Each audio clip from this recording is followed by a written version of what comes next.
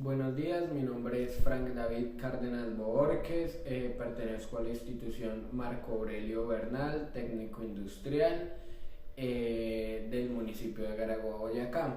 En este caso, para el área de filosofía dirigida por el profesor Juan Pablo Franco, vamos a hablar de la apuesta de Pascal. Que la apuesta de Pascal surge a partir de la discusión sobre si Dios existe o no existe. Este argumento Blaise Pascal lo aprueba o lo afronta con que hay que elegir entre la ganancia y la pérdida.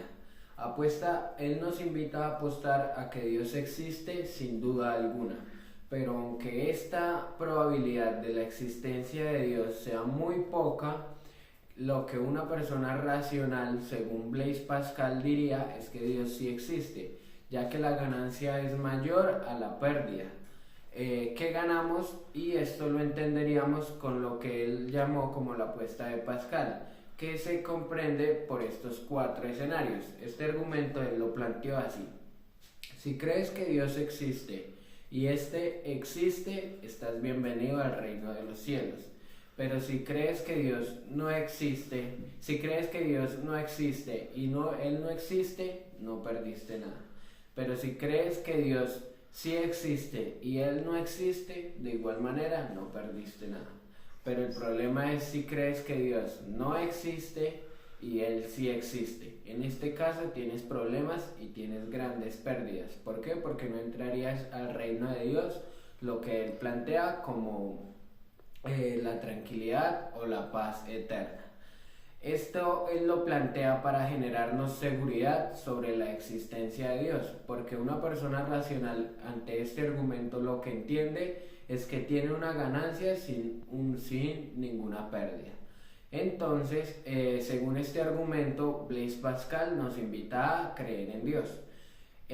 Pero para seguir con este tema tendríamos que preguntarnos qué tan convincente es este argumento. Esto es lo que nos plantea el trabajo. ¿Qué tan convincente a nosotros nos parece este argumento?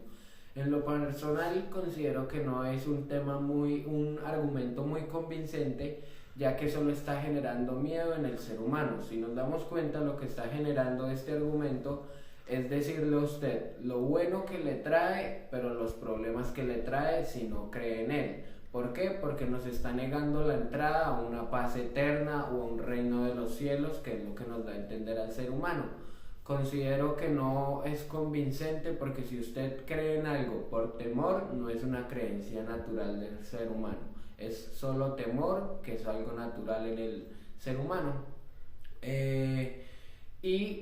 También tenemos que pensar en qué debilidades podemos encontrar en este argumento. En este argumento podemos encontrar grandes debilidades, como que dice que si creo en Dios y Él no existe, no pasa nada. Pues considero que si yo creí en Dios toda una vida y cuando llego al final de la vida me encuentro con que Él no existe, no es como que no haya perdido nada, porque sí perdí tiempo en creencia.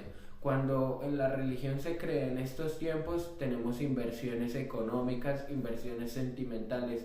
Cuando usted cree 100% en algo y esto falla, tiende a generar fracaso o depresión en su interior. Esto es la debilidad que yo le encuentro a este argumento, ya que si usted cree en algo y esto no es así, puede generarle grandes problemas al ser humano.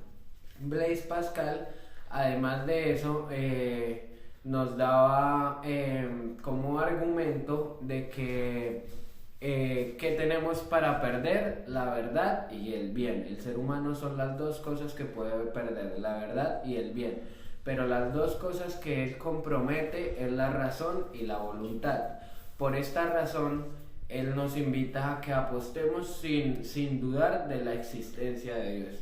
Pero en lo personal considero que si no debemos perder la verdad es lo que usted considera una sola. Y si consideramos que Dios existe y no existe, no fue una verdad innata.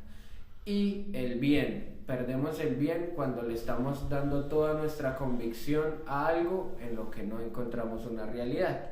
Y él dice que las cosas que no debemos comprometer, la razón y la voluntad. Creo que el ser humano, cuando cree en algo con plena convicción, está dando toda su voluntad en pro o en sí de su creencia.